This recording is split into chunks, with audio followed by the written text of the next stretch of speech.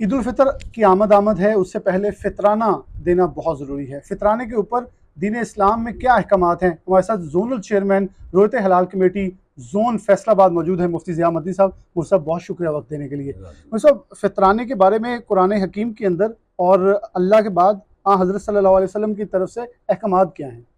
بسم اللہ الرحمن الرحیم۔ فطرانہ بیسکلی یہ ایک بنیادی طور پہ صدقۃ الفطر اس کا نام دیا جاتا ہے کہ یہ روزے کا صدقہ ہے۔ روزے کی زکوٰۃ کہہ لیں، صدقہ کہہ لیں، اس لیے اس کو صدقۃ الفطر بھی کہا جاتا ہے۔ مقصد اس کا یہ ہے کہ جو رمضان کے اندر روزے رکھے جاتے ہیں ان کے اندر جو کمی کوتاہی ہو جاتی ہے اس کمی کوتاہی کو پورا کرنے کے لیے یہ زکوٰۃ دی جاتی ہے۔ جیسے مال کو پاک کرنے کے لیے زکوٰۃ دی جاتی ہے، تو روزے کو پاک کرنے کے لیے، اس کو مکمل کرنے کے لیے اس کو یہ زکوٰۃ دی جاتی ہے۔ اور اس یہ ضروری اتنا ہے کہ اس کے متعلق رسول کریم صلی اللہ علیہ وسلم کی حدیث مبارکہ ہے کہ صیام رمضان معلق بین السماء والارض الا بزکوٰۃ الفطر، کہ رمضان المبارک کے جو روزے ہیں یہ آسمان اور زمین کے درمیان معلق رہتے ہیں جب تک کہ صدقۃ الفطر ادا نہ کیا جائے۔ یہ اتنا ضروری ہے۔ اب اس کی وجہ کیا ہے اور اس کا ادا کرنے کا مقصد کیا ہے؟ حد کتنی ہے؟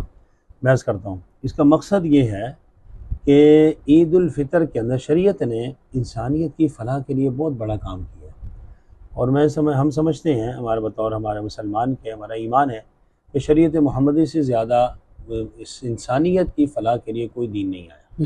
یہ طے شدہ بات ہے۔ اب اس کے اندر کیا ہے کہ جو صاحب نصاب لوگ ہیں، اللہ تعالیٰ نے جن کو وسعت دی ہے، تو اللہ نے دیا نا جی، کسی کو کم دیا، کسی کو زیادہ دیا ہے، تو اللہ کی حکمت ہے۔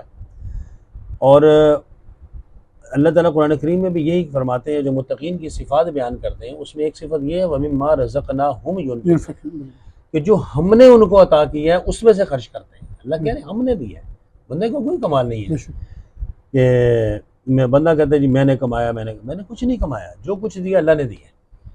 تو شریعت محمدیہ کے اندر انسانیت کی فلاح کے لیے، غریب مسلمانوں کی فلاح کے لیے بھی، کہ ان خوشیوں میں، عید کے دن ظاہر خوشی کا دن ہوتا ہے، ان خوشیوں میں ان غرباء اور مساکین کو شامل کرنے کے لیے یہ صدقۃ الفطر واجب کیا گیا۔ اچھا، ایک عام آدمی کے اوپر کتنا حد ہے اور اس کی تعداد کیونکہ کلو کے حساب سے ہے تو آج کے مطابق کتنا بنتا ہے؟ اس کے اندر ہم نے 4 قسم کا صدقۃ الفطر جو ہے نا وہ مرتب کیا ہے، جو حدیث مبارکہ سے ثابت ہے۔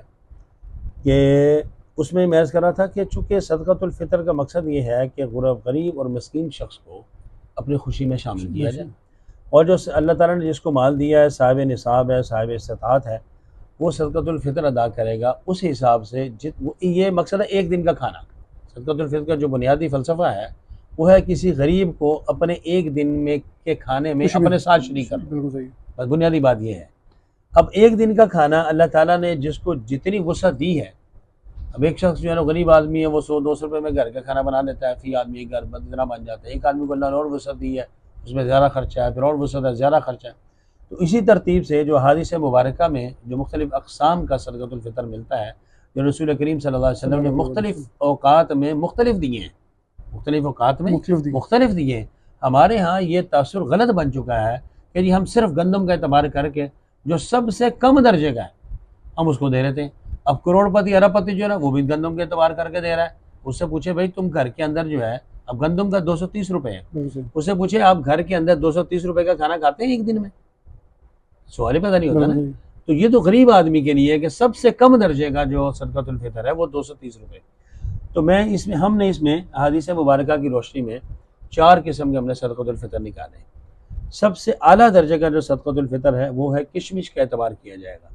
یہ ہے 4 کلو کشمش، وہ بنے گا تقریباً 2800 روپے کا، ٹھیک ہو گیا جی۔ اور دوسرے درجے کا جو صدقۃ الفطر ہے یہ ہے 4 کلو کھجور کا اعتبار کیا جائے گا۔ 3.5 کلو کا حساب ہوتا ہے، تو 3.5 کلو کشمش اور 3.5 کلو کھجور، اس میں 4 کلو کا بھی لیتے ہیں، 3.25 کا بھی لیتے ہیں، احتیاطاً 4 کلو ہوتی ہے، ٹھیک ہے، اچھی ہے۔ تو مطلب 3.5 سے 4 کلو تک کا وزن، جہاں اس کا جو بھی ریٹ ہو، کم سے کم 3.5، زیادہ سے زیادہ 4 کلو۔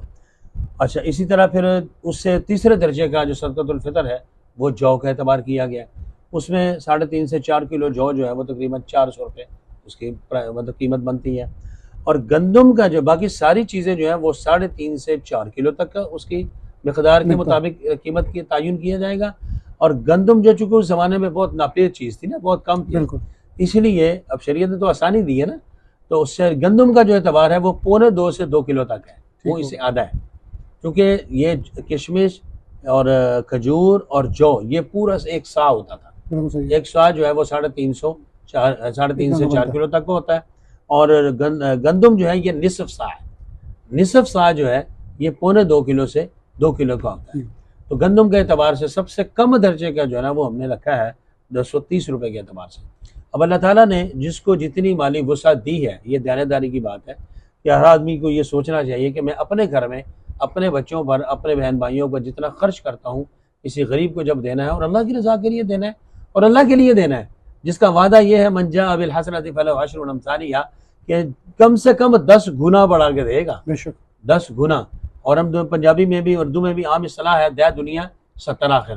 تو اللہ تعالیٰ تو کم سے کم 10 گنا دیتا ہے. تو پھر جب اللہ کی رضا کے لیے اور اللہ کے راستے میں دینا ہے تو پھر جتنا جو ہے نا وہ زیادہ سے زیادہ بڑھا کے دیا جائے اتنا ہی بہتر ہے. مطلب ایک بڑا اہم سوال ہے کہ جو لوگ قرض کے بوجھ میں دبے ہوئے ہیں، جن کے اندر اتنی وسعت نہیں ہے، بلا شبہ ان کے پاس قرض کی مد کے اندر بہت کچھ ہوگا لیکن وہ مقروض ہیں، تو ان کے اوپر زکوٰۃ اور فطرانہ دینا واجب ہے، فرض ہے؟ اس میں یہ ہے کہ اگر قرض کی رقم نکال کر اگر وہ صاحب نصاب بنتے ہیں، ان کے پاس 7 تولے سونا بچتا ہے، یا سونا اور چاندی کا نصاب مکس کر کے وہ تقریباً 52.5 تولے جو ہے نا وہ چاندی کا نصاب جو بنتا ہے، اگر یہ دونوں چیزیں سارا قرض نکال کے پھر اس کے مطابق قیمت اور نقد پیسے موجود ہیں تو تب اس پر بھی زکوٰۃ لازم ہوگی.